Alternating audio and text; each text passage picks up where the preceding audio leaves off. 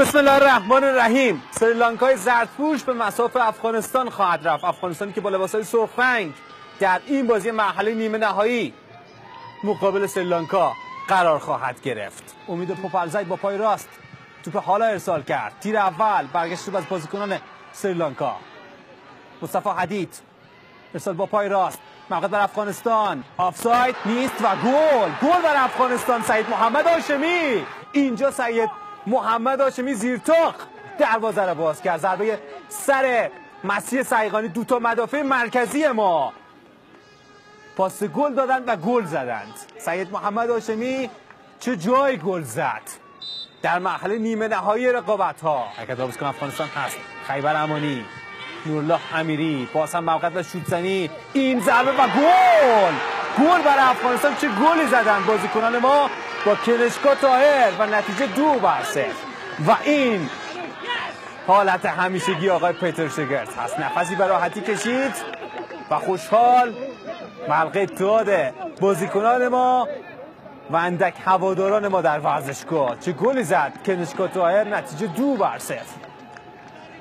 گفتم در نیمه اول یک گل بزنیم فشار کار برداشته خواهد شد و ما میتونیم به گل‌های دیگر هم دست پیدا کنیم.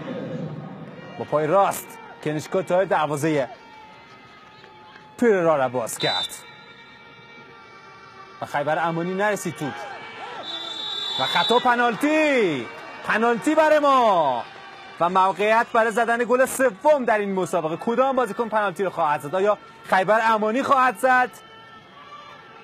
اما داخل بود، خیلی هم داخل بود و حکیم یک کارت زرد گرفت به خاطر خطایی که بالای امید پوپلزی انجام داد. بله، خیبر امانی پنالتی رو خواهد زد برای تیم ملی فوتبال افغانستان.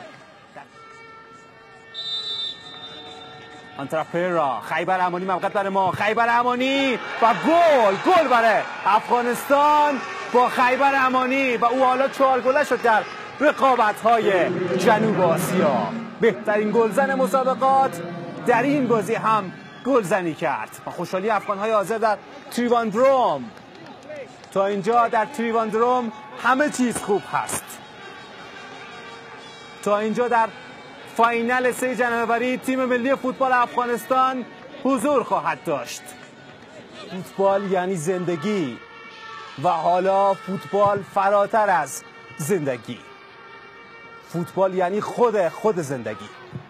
پنجشنبه شب شما بخیر باشه. آخرین ساعت سال 2015 تا اینجا ساعت خوشی بوده برای تمام مردم افغانستان.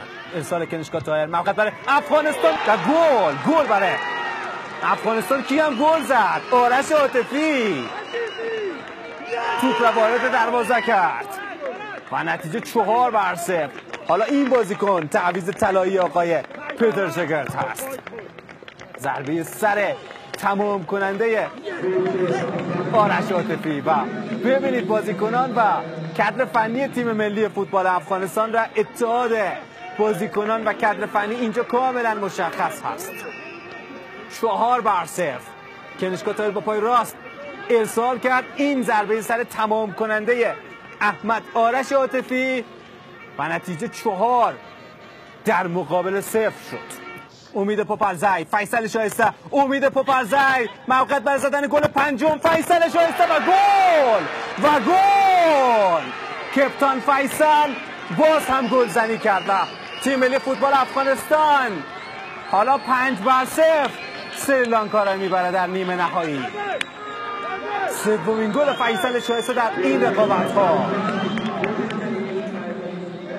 چه لحظات خوبی هست این لحظات برای فوتبال افغانستان، برای ورزش افغانستان و برای مردم افغانستان.